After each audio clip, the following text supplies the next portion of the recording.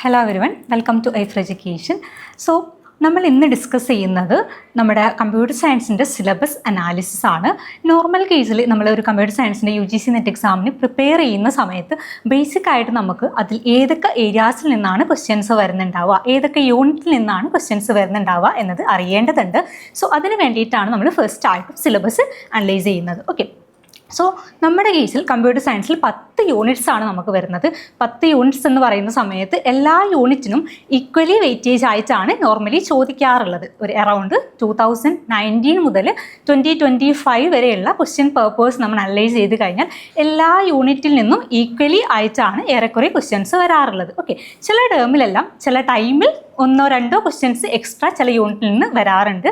Last ടേമിൽ 2 exams നമ്മൾ analyse ചെയ്ത് കഴിഞ്ഞാൽ ആ ഒരു പാറ്റേണിൽ നിന്നും ചെറിയ ഡിഫറൻസ് വന്ന് തുടങ്ങിയിട്ടുണ്ട്. എന്ന് വെച്ചാൽ ചില യൂണിറ്റിൻ്റെ വെയിറ്റേജ് കുറഞ്ഞും തുടങ്ങിയിട്ടുണ്ട് എന്നുള്ളതാണ്. ഓക്കെ, സോ നമ്മൾ പ്രിപ്പയർ ചെയ്യുന്ന സമയത്ത് ഓരോ യൂണിറ്റിനും അതിൻ്റേതായിട്ടുള്ള വെയിറ്റേജ് കൊടുത്തുകൊണ്ട് തന്നെ പ്രിപ്പയർ ചെയ്യാൻ വേണ്ടിയിട്ട് നോക്കുക എന്നുള്ളതാണ് ഫസ്റ്റ് ഓഫ് ഓൾ നിങ്ങളുടെ അടുത്ത് പറയാനുള്ളത്. ഓക്കെ, സോ നമുക്ക് ഓരോ യൂണിറ്റിലും ഏതൊക്കെ ടോപ്പിക്സ് ആണ്, എന്തൊക്കെ കണ്ടൻസ് ആണ് നമുക്ക് പഠിക്കാനുള്ളത് എന്ന് നോക്കാം. ഫസ്റ്റ് യൂണിറ്റ് ആയിട്ട് വരുന്നത് ഡിസ്ക്രീറ്റ് സ്ട്രക്ചേഴ്സ് ആൻഡ് ഒപ്റ്റിമൈസേഷൻ എന്ന മൊഡ്യൂളാണ്. നമ്മുടെ ബേസിക് ഫൗണ്ടേഷൻ മാത്തമാറ്റിക്സ് ആണ് ഇതിൽ വരുന്നുണ്ടാവുക. അപ്പോൾ ഈ ഒരു യൂണിറ്റിൻ്റെ അണ്ടറിലോട്ട് നമ്മൾ ഓരോ ടോപ്പിക്സും നോക്കിക്കഴിഞ്ഞാൽ ഫസ്റ്റ് ടോപ്പിക്കായിട്ട് മാത്തമാറ്റിക്കൽ ലോജിക് വരുന്നുണ്ട്, അതുപോലെ സെറ്റ് ആൻഡ് റിലേഷൻ വരുന്നുണ്ട്, അതുപോലെ counting, mathematical induction and discrete probability എന്ന ഒരു ടോപ്പിക്ക് വരുന്നുണ്ട്. അതുപോലെ തന്നെ അതിൽ ബൂളിയൻ അൽജിബ്രാസ്, അതുപോലെ ഗ്രൂപ്പ് തിയറി, ഗ്രാഫ് തിയറി, ഇത്രയും ടോപ്പിക്സ് ആണ്. അതുപോലെ ലീനിയർ പ്രോഗ്രാമിംഗ്, ഇത്രയും ഏരിയാസ് ആണ് ഈ ഒരു ഫസ്റ്റ് മൊഡ്യൂൾ ബേസിക് ആയിട്ട് നമുക്ക് കവർ ചെയ്യാൻ വരുന്നത്. ഓക്കെ, അപ്പോൾ ഇതിലുള്ള ഈ ഒരു മൊഡ്യൂളിനെ കുറിച്ചിട്ട് നമ്മൾ പറയുകയാണെന്നുണ്ടെങ്കിൽ എല്ലാ ടോപ്പിക്കിൽ നിന്നും ക്വസ്റ്റ്യൻസ് വന്നിട്ടുള്ള ഒരു മൊഡ്യൂളാണ് ഈ ഒരു മൊഡ്യൂൾ എന്ന് പറയുന്നത്. എന്ന് വെച്ചാൽ നമ്മൾ ഈ ഡിസ്കസ് ചെയ്തിട്ടുള്ള ഈ ഒരു 7 ടോപ്പിക്സിൽ നിന്നും അതിൻ്റെ സബ് ടോപ്പിക്സിൽ നിന്നുമായിട്ട് എല്ലാ ടേമിലും ക്വസ്റ്റ്യൻസ് 1-2 ക്വസ്റ്റ്യൻസ് എങ്കിലും എല്ലാ ടേമിലും ഈ എല്ലാ മൊഡ്യൂൾസ് ഈ എല്ലാ ടോപ്പിക്സിൽ നിന്നും ക്വസ്റ്റ്യൻസ് വരാറുണ്ട് എന്നുള്ളതാണ്. ഓക്കെ, സോ നമുക്ക് നോക്കാം. ഇപ്പോൾ ഈ ഒരു മൊഡ്യൂളിനെ നോക്കുന്ന സമയത്ത് ഇതിൽ നിന്ന് ബേസിക് ആയിട്ട് ഒരുപാട് ന്യൂമറിക്കൽ ക്വസ്റ്റ്യൻസ് ആണ് കൂടുതലും വരാറുള്ളത്. ഒരുപാട് പ്രോബ്ലം ബേസ് ചെയ്തിട്ടുള്ള ക്വസ്റ്റ്യൻസ് ഉണ്ടാവാറുണ്ട്. ഈവൻ കോംപ്രഹെൻഷൻ ടൈപ്പ് ക്വസ്റ്റ്യൻസും ഈ ഒരു യൂണിറ്റിൽ നിന്നും നമുക്ക് എക്സ്പെക്ട് ചെയ്യാവുന്നതാണ്. ഓക്കെ, ദെൻ നമ്മുടെ സെക്കൻഡ് മൊഡ്യൂളിലോട്ട് വരുന്ന സമയത്ത് സെക്കൻഡ് മൊഡ്യൂളായിട്ട് വരുന്നത് കമ്പ്യൂട്ടർ സിസ്റ്റം ആർക്കിടെക്ചർ ആണ്, CSA. ഈ ഒരു CSAയിൽ നമുക്ക് ഡിജിറ്റൽ ലോജിക് ആൻഡ് സർക്യൂട്ട്സ് വരുന്നുണ്ട്.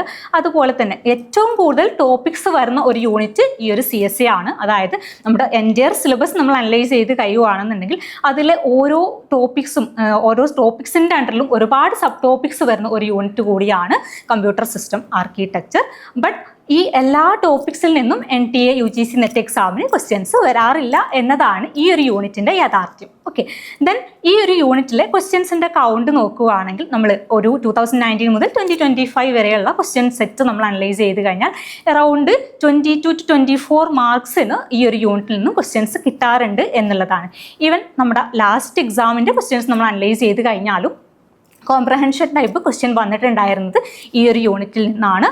അതും DMA റിലേറ്റ് ചെയ്തിട്ടുള്ള പ്രോബ്ലം ക്വസ്റ്റ്യൻസ് ആയിരുന്നു വന്നിട്ടുണ്ടായിരുന്നത്. ഓക്കെ, അപ്പോൾ ഈ ഒരു യൂണിറ്റിലേക്ക് നമ്മൾ ഇൻഡെപ്ത് ആയിട്ട് ഇറങ്ങി പോവുകയാണെന്നുണ്ടെങ്കിൽ ഇതിൽ പ്രോബ്ലം ബേസിലുള്ള ക്വസ്റ്റ്യൻസും ഉണ്ടാവാറുണ്ട്, തിയറി ബേസിലുള്ള ക്വസ്റ്റ്യൻസും വരാറുണ്ട് എന്നുള്ളതാണ്. ഓക്കെ, ദെൻ നമ്മുടെ തേർഡ് യൂണിറ്റ് ആയിട്ട് വരുന്നത് programming language and computer graphics ആണ്.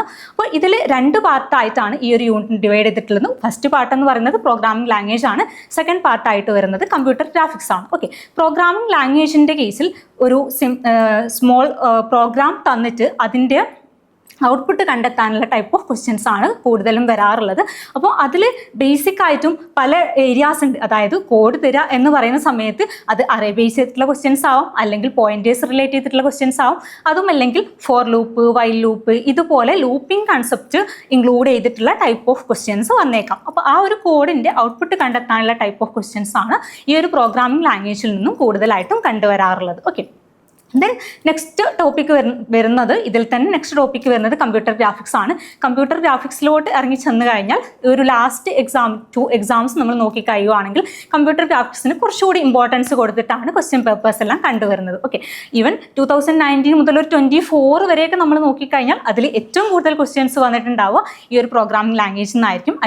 20 ക്വസ്റ്റ്യൻസ് ഈ ഒരു യൂണിറ്റിൽ നിന്നുള്ള 20 ക്വസ്റ്റ്യൻസ് 20 മാർക്കിനുള്ള ക്വസ്റ്റ്യൻസ് വരുന്നത് പ്രോഗ്രാമിംഗ് ലാംഗ്വേജിൽ നിന്ന് തന്നെയായിരുന്നു കമ്പ്യൂട്ടർ ഗ്രാഫിക്സിൽ നിന്ന് 1-2 ക്വസ്റ്റ്യൻസ് വരാറുണ്ടായിരുന്നുള്ളൂ. പക്ഷേ ലാസ്റ്റ് ടേമിലെ ക്വസ്റ്റ്യൻസ് നമ്മൾ നോക്കി കഴിയുകയാണെന്നുണ്ടെങ്കിൽ കമ്പ്യൂട്ടർ ഗ്രാഫിക്സിനാണ് കുറച്ചുകൂടി പ്രയോറിറ്റി വന്നിട്ടുള്ളത്. ഓക്കെ, ദെൻ നമ്മുടെ 4th യൂണിറ്റ് ആയിട്ട് വരുന്നത് ഡാറ്റാബേസ് മാനേജ്മെൻറ്റ് സിസ്റ്റം. ഓക്കെ, ഈ ഒരു ഡാറ്റാബേസ് മാനേജ്മെൻറ്റ് സിസ്റ്റത്തിൻ്റെ കേസിലോട്ട് വരുവാണെന്നുണ്ടെങ്കിലും അതിൽ നമുക്ക് SQL പഠിക്കാനുണ്ട്, ഡിഫറെൻറ്റ് ക്വറീസ് പഠിക്കാനുണ്ട്, അതുപോലെ തന്നെ നോർമലൈസേഷൻ, ഫങ്ഷണൽ ഡിപ്പെൻഡൻസി. ദെൻ അതിൽ തന്നെ മറ്റൊരു ഏരിയ ആയിട്ട് വരുന്നതാണ് data warehousing, big data, data mining. Okay, അപ്പോൾ ഇത് പുതിയ ടോപ്പിക്കാണ്. ഈ ഒരു ടോപ്പിക്കിൽ നിന്ന് പഴയ ക്വസ്റ്റ്യൻ പേപ്പേഴ്സ് അനലൈസ് ചെയ്ത് കഴിഞ്ഞാൽ ക്വസ്റ്റ്യൻസ് ഒന്നും കണ്ടുവരാറില്ലായിരുന്നു. പക്ഷേ ലേറ്റസ്റ്റ് ആയിട്ട് നടന്നിട്ടുള്ള 2 എക്സാംസ് നോക്കിക്കഴിഞ്ഞാൽ ഈ ഒരു ടോപ്പിക്കിൽ നിന്നാണ് കൂടുതൽ ക്വസ്റ്റ്യൻസ് വന്നിട്ടുള്ളത്. ഓക്കെ, അപ്പോൾ ഇതിന് മുന്നേ ഉള്ള എല്ലാ ക്വസ്റ്റ്യൻ പേപ്പേഴ്സും നോക്കിക്കഴിയുവാണെങ്കിൽ, അതായത് 24-ന് മുന്നേ ഉള്ള എല്ലാ ക്വസ്റ്റ്യൻ പേപ്പേഴ്സിലും കൂടുതൽ ക്വസ്റ്റ്യൻസും വന്നിട്ടുള്ള ഏരിയാസ് എന്ന് പറയുന്നത് നോർമലൈസേഷനും ഫങ്ഷണൽ ഡിപ്പെൻഡൻസിയും ആണെങ്കിൽ ലാസ്റ്റിലെ എക്സാമിൽ ഈ ഒരു ടോപ്പിക്കിൽ നിന്ന്, അതായത് നോർമലൈസേഷൻ, ഫങ്ഷണൽ ഡിപ്പെൻഡൻസി റിലേറ്റ് ചെയ്തിട്ടുള്ള ടോപ്പിക്കിൽ നിന്ന് ക്വസ്റ്റ്യൻസ് ഇല്ലായിരുന്നു. ക്വസ്റ്റ്യൻ വന്നിട്ടുള്ള കംപ്ലീറ്റ് ഏരിയ എന്ന് പറയുന്നത് ഡാറ്റ വെയർഹൗസിംഗ് ആൻഡ് ഡാറ്റ മൈനിങ്ങിൽ നിന്നാണ്. ഓക്കെ, അതുപോലെ നമ്മുടെ ലേറ്റസ്റ്റ് ക്വസ്റ്റ്യൻ പേപ്പേഴ്സിന്റെ പാറ്റേണിൽ നോക്കുന്ന സമയത്ത് നോർമലി ഡാറ്റാബേസ് മാനേജ്മെന്റ് സിസ്റ്റത്തിൽ നിന്നും നമുക്കൊരു 20 മാർക്കിന് ക്വസ്റ്റ്യൻസ് വരാറുണ്ടായിരുന്നെങ്കിലും ഈ ഒരു ലാസ്റ്റ് 2 എക്സാമിൽ അറൗണ്ട് 10 മാർക്ക്, മാക്സിമം പോയാൽ 10 മാർക്ക് അല്ലെങ്കിൽ 12 മാർക്കിനുള്ള ക്വസ്റ്റ്യൻസ് മാത്രമാണ് ഈ ഒരു യൂണിറ്റിൽ നിന്നും വരുന്നത്. ഓക്കെ, ദെൻ നമ്മൾ അറിഞ്ഞിരിക്കേണ്ട മറ്റൊരു യൂണിറ്റ് ആണ് നമ്മുടെ 5th യൂണിറ്റ് ആയിട്ട് വരുന്ന system, software and operating system. Okay, ഈ ഒരു system, software and operating system എന്നുള്ള ഈ ഒരു മൊഡ്യൂള് എൻ്റെ ഏറ്റവും ഇഷ്ടപ്പെട്ട മൊഡ്യൂളാണെന്ന് വേണമെങ്കിൽ നമുക്ക് പറയാം. അത്രയും ക്വസ്റ്റ്യൻസ് വരുന്ന അറൗണ്ട് 30 to 34 മാർക്കിന് ക്വസ്റ്റ്യൻസ് വരുന്ന ഒരു യൂണിറ്റ് ആണ് ഇത്. ഇതിൽ തന്നെ നമുക്ക് ഒരുപാട് ഏരിയാസ് ഉണ്ടെങ്കിലും എല്ലാ ഏരിയാസിൽ നിന്നൊന്നും ക്വസ്റ്റ്യൻസ് വരാറില്ല. ക്വസ്റ്റ്യൻസ് കൂടുതലും കണ്ടുവരുന്ന ഏരിയാസ് എന്ന് പറയുന്നത് പാച്ചിങ്, സെഗ്മെൻറ്റേഷൻ, അതുപോലെ disk scheduling, CPU scheduling, different scheduling algorithms വരുന്നുണ്ട്. ഈ ഒരു ഏരിയാസിൽ നിന്നുള്ള പ്രോബ്ലം ബേസ്ഡ് ക്വസ്റ്റ്യൻസ്, അതുപോലെ കോംപ്രഹെൻഷൻ ടൈപ്പ് ക്വസ്റ്റ്യൻസ്, ഇതെല്ലാമാണ് ഈ ഒരു മൊഡ്യൂളിൽ നിന്നും കൂടുതലും ചോദിച്ചും കണ്ടുവരുന്നത്. ഓക്കെ, ദെൻ നെക്സ്റ്റ് യൂണിറ്റ് ആയിട്ട് വരുന്നത് സോഫ്റ്റ്വെയർ എഞ്ചിനീയറിംഗ് ആണ്. സോഫ്റ്റ്വെയർ എഞ്ചിനീയറിംഗിൻ്റെ കേസിലോട്ട് വരുവാണെന്നുണ്ടെങ്കിൽ എല്ലാ ടേമിലും അറൗണ്ട് 10 ക്വസ്റ്റ്യൻസ് എന്ന് വെച്ചാൽ 20 മാർക്കിനുള്ള ക്വസ്റ്റ്യൻസ് കണ്ടുവരുന്ന ഒരു യൂണിറ്റ് തന്നെയാണ് സോഫ്റ്റ്വെയർ എഞ്ചിനീയറിംഗ് എന്ന് പറയുന്നത്.